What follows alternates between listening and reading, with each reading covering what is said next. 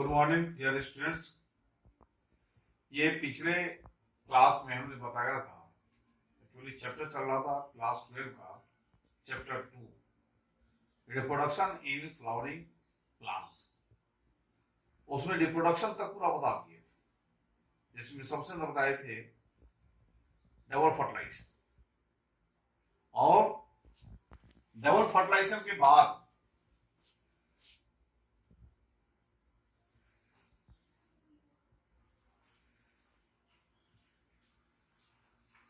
इस female part में stigma style वो रिड्यूस हो जाता है, टूट के गिर जाता है, विदर्ड हो जाता है।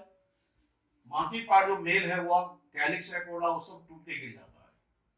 बचता है केवल ओवरी, और ओवरी के अंदर ये ओव्यूल, और ये भी याद होगा ओव्यूल में एक एपर्चर था जिसका नाम था माइक्रोपाइल। उसी माइक्रोपाइल के नजदीक एग होता है जिससे जाइगोट बना था, और बीच में जो सेंट्रल सेल था फर्टिलाइजेशन के बाद ये कहलाता है प्राइमरी एंडोस्पर्म सेल। इसके न्यूक्लियस का नाम होता है प्राइमरी एंडोस्पर्म न्यूक्लियस।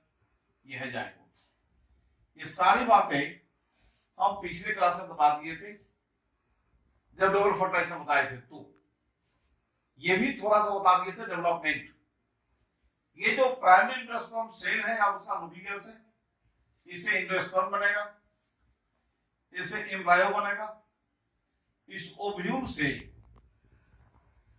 सीड बनेगा, ये जो ओवरी है इस ओवरी से फ्रूट बनेगा। ये चीज हम चारों डेवलपमेंट बता दिए थे लिख करके। आज चारों को डिटेल में समझाना है। सबसे पहले आज स्टार्ट करते हैं एंडोस्पर्म का बनना, जो बनेगा किससे? प्राइमरी एंडोस्पर्म सेल और उसके न्यूक्लियस से। तो सबसे पहला पार्ट लिखे हैं डेवलपमेंट ऑफ एंडोस्पर्म। तो चार तरह का डेवलपमेंट है। सबसे पहले एंडोस्पर्म ही बनता है। It is the first event taking place after fertilization. Fertilization के बाद सबसे पहली जो घटना है, सबसे पहली क्रिया होती है कौन सा? तो एंडोस्पर्म का बनना। यह बनता किस चीज का जवाब है कि endosperm develop from primary endosperm cell. इससे क्या होगा? Primary endosperm cell. अब डेवलपमेंट होगा कैसे? यह है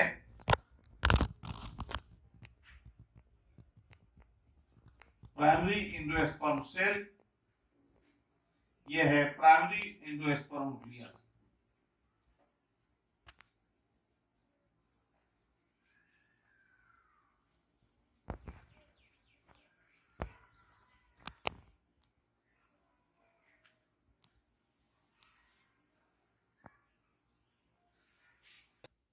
ये एंडोस्पर्म बनता है। ये जो प्राइमरी एंडोस्पर्म न्यूक्लियस है इसमें बार बार माइटोटिक डिवीजन होता है न्यूक्लियस में, जिसको कहते हैं कैरियोकाइनेसिस। और इसमें बहुत सारे न्यूक्लियस बनते हैं।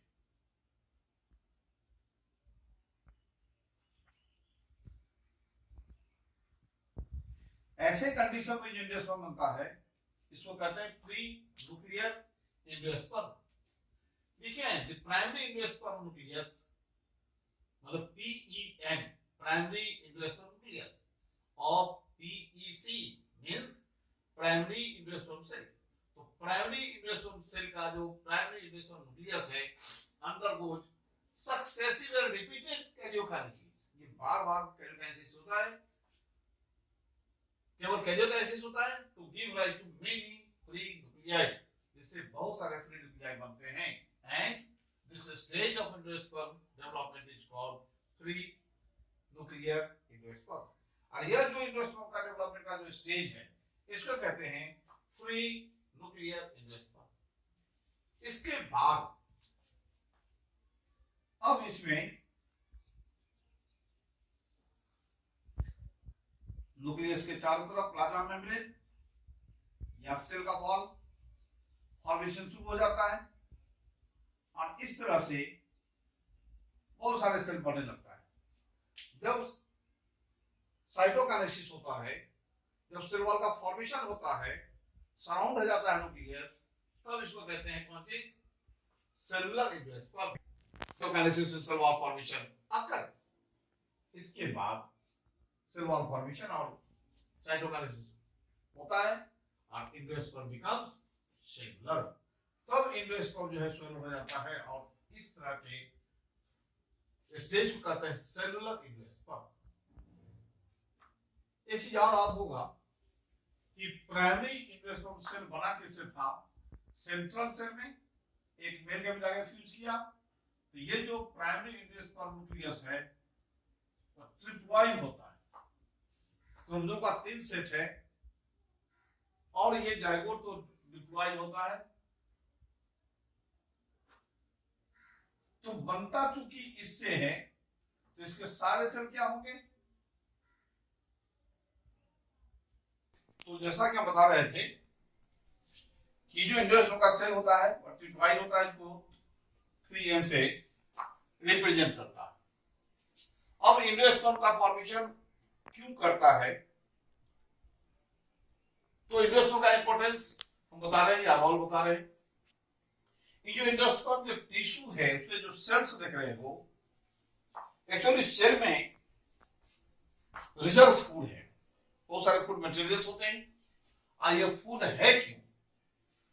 ये जाइगोट से जो एम्ब्रायो बनेगा, इस एम्ब्रायो के लिए ये एंडोस्पर्म का जो सेल होगा वह इसको न्यूट्रिशन प्रोवाइड करेगा। यही कारण है कि पहले एंडोस्पर्म का डेवलपमेंट होता है तो बाद में एम्ब्रायो का बनता है, क्योंकि एम्ब्रायो के डेवलपमेंट के लिए जो न्यूट्रिशन चाहिए वो एंडोस्पर्म देगा। पहले ये बनेगा, ये सब न्यूट्रिशन देगा, इसका तब डेवलपमेंट स्टार्ट होता है। इसीलिए हमने लिखा है कि ये जो फूड मटेरियल है वह यूज होता है कब? For the nutrition of developing embryo. एक और प्रैक्टिकल एग्जांपल दिया गया है। हम लोग जो नारियल देखते हैं, कहते हैं नारियल में डाब का पानी है।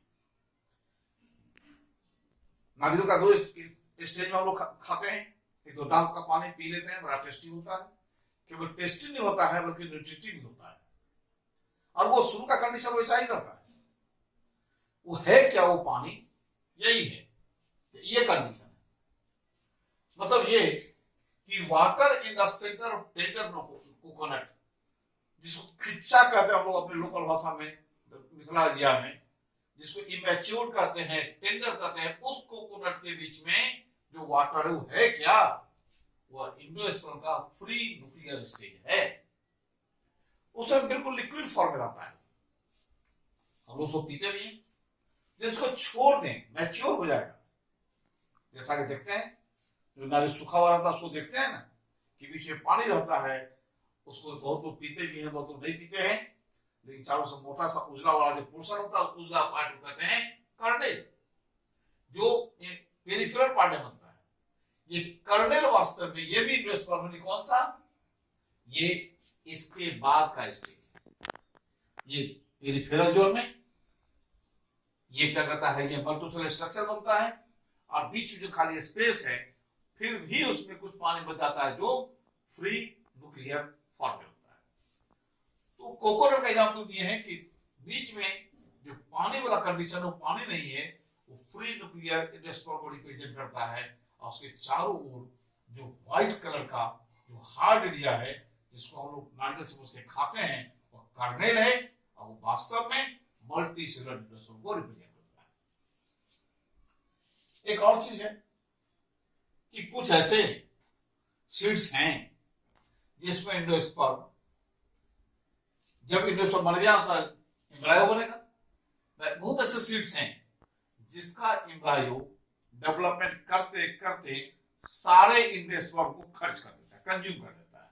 तो उस सीड में एंडोस्पर्म बचता ही नहीं, वो इंग्लिश नहीं है। एंडोस्पर्म में भी कंप्लीटली कंज्यूम, पूरा खर्च हो जाता है। किसके द्वारा? By the developing. एक मिस्टेक है ये,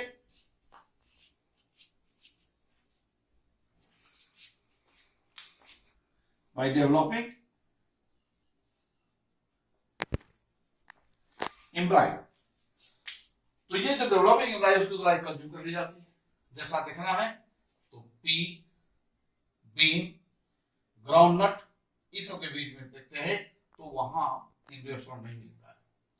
लेकिन कुछ ऐसे सीड्स हैं जहां पूरा का पूरा खर्च नहीं हो पाता है, बचा रहता है, जैसे कोकोनट, कैस्टर। तो उसमें लिखे और इट में persist in some seeds, example है कोकोनट, कैस्टर। तो ये कुछ एग्जाम्पल ऐसे हैं जिसमें एंजियोस्पर्म बचा रहता है सीड्स में मैच्योर कंडीशन के बाद भी, ब्राइब बनने के बाद भी, और कुछ में जैसे ये सब एग्जाम्पल लिखे हैं उसमें ये कंप्लीट कंज्यूम कर लेता है। ये हुआ डेवलपमेंट ऑफ एंजियोस्पर्म, ये पहला पोर्शन है। दूसरा बताने जा रहे हैं अब जो जाइगोट से बनेगा एम्ब्रायो, उसका नाम होता है डेवलपमेंट ऑफ एम्ब्रायो, जो अब बताने जा रहे हैं।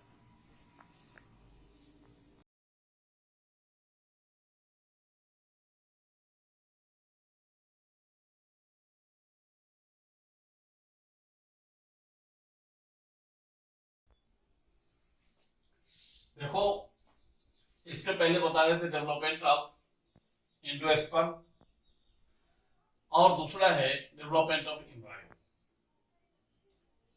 वैसे एक फिगर से समझाने की कोशिश किया है, आज जो फिगर से समझाए हैं वही बात यहां दिखा दी। सबसे पहले ये जाइगोट है। जाइगोट में जितने डिवीजन होते हैं सब माइटोटिक डिवीजन होता है। सबसे पहला डिवीजन जो होता है अनइक्वल डिवीजन होता है, जिससे दो सेल बनता है, एक स्मॉलर सेल, एक लार्जर सेल। जो स्मॉलर सेल है वो कलाजाइड की तरफ, और जो लार्जर सेल है वो बेसल सेल कहलाता है। ये है माइक्रोपिलर।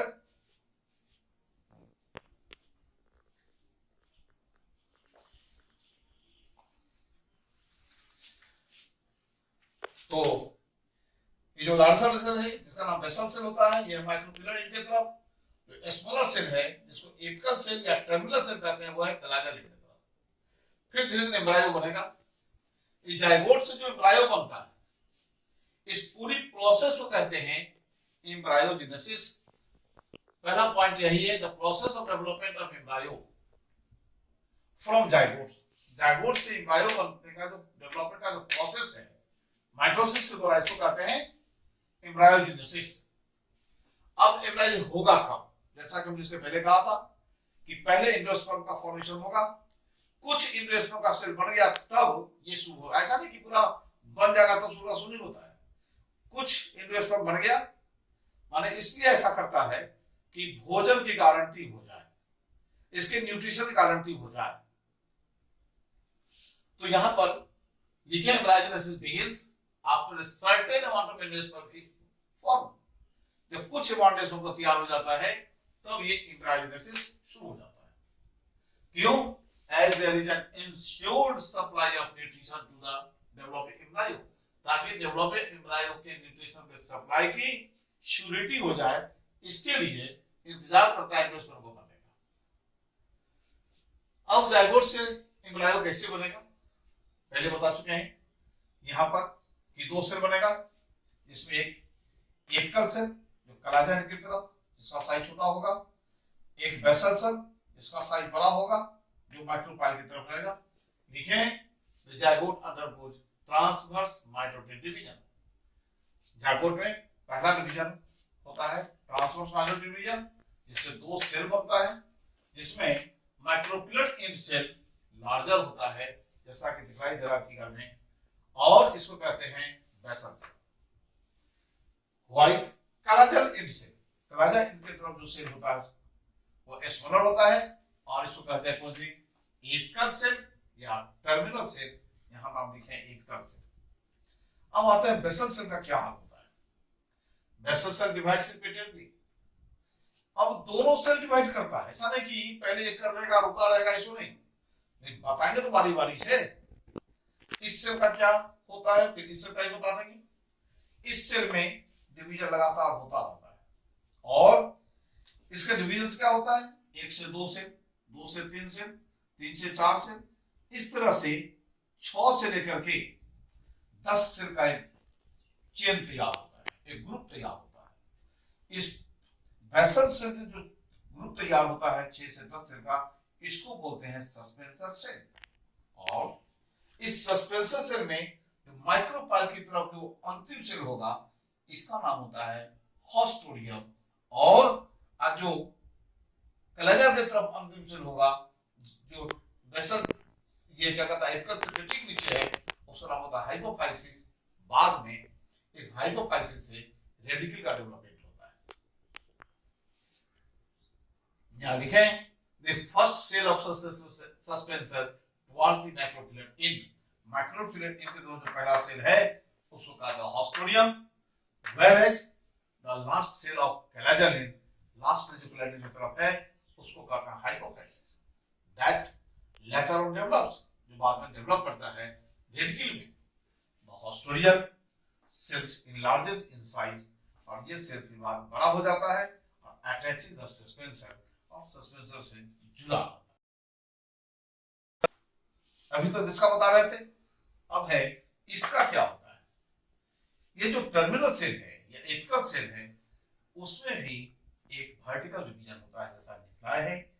तब इससे दो सेल बनता है, ठीक, which further divides, फिर ये डिवाइड करता है ट्रांसवर्सली टू फॉर्म 4 एम्ब्रायोनल सेल। इसको कहते हैं क्वाड्रेंट स्टेज।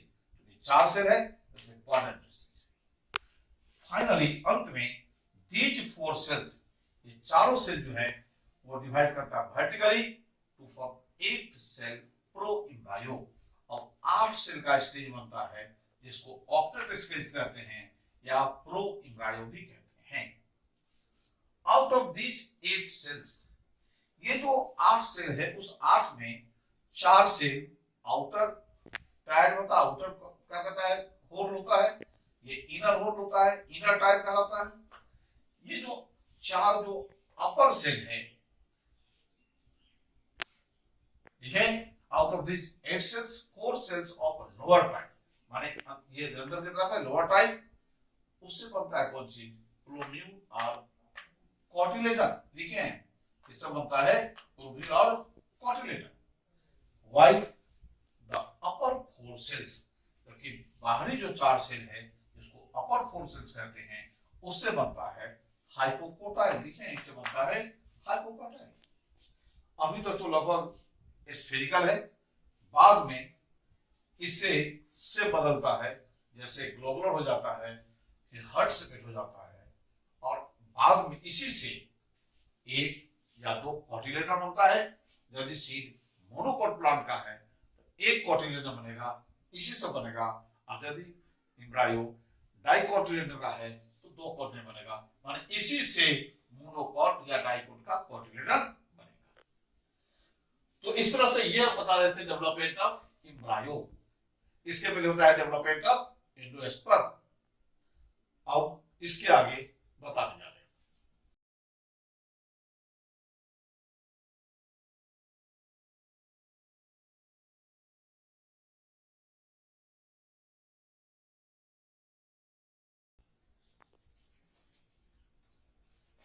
देखो इसके ठीक पहले बताए हैं डेवलपमेंट ऑफ एम्ब्रायो।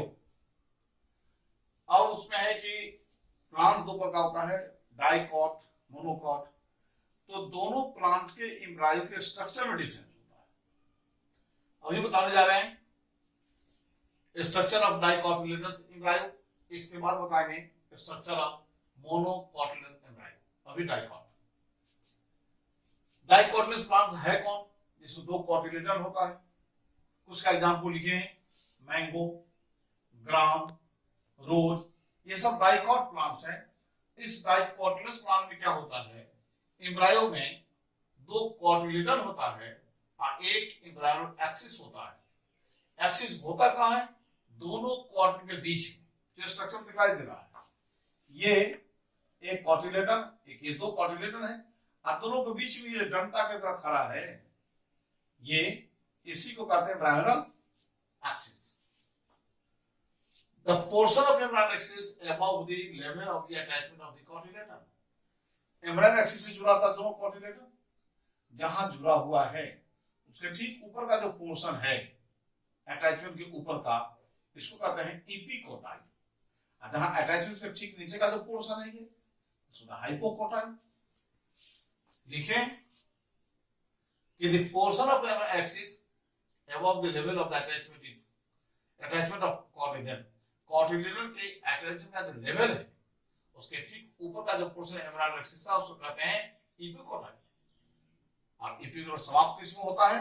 इपिकोटाइल सबसे अंत में रहता है प्लूम्यूल। और जब ये सीड जर्मिनेट करता है तो इसी प्लूम्यूल से बनता है सूट, इसलिए कहते हैं प्लूम्यूल को।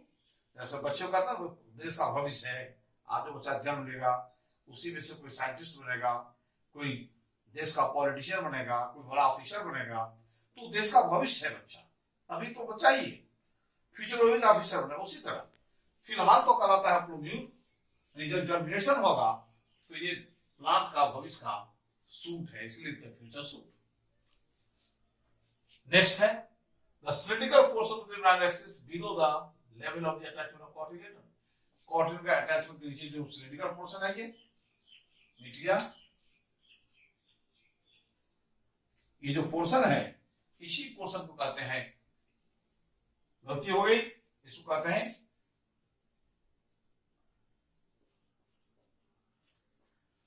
Hypocotyl which terminates into radical, जो समाप्त होता है कहां? रेडिकल। और ये रेडिकल जिस तरह ये प्लूम्यूल है फ्यूचर का सूट, ऐसे ये रेडिकल क्या है? फ्यूचर का रूट है, इसी से रूट बनता है। या तो रेडिकल कहते हैं या उसको दूसरा नाम है रूट टिप। और जो रूट टिप है वो प्राय क्या होता है? एक क्या कहता है? रूट कैप से कवर्ड होता है, तो ये है रूट कैप। तो ये हो गया डाइकोट एम्ब्रायो का स्ट्रक्चर। एच है। तो इस तरह से ये क्लास यहीं पर आज रोक देते हैं। छोटा सा पोर्शन कल के लिए बच गया है, जिसमें होगा सबसे पहले स्ट्रक्चर ऑफ मोनोकॉट एम्ब्रायो, फिर डेवलपमेंट ऑफ फ्रूट्स, अब तक दो और पोर्शन है सबसे अंत में एनसीईआरटी में, एपोमिसिस और पॉलीम्ब्राइनी।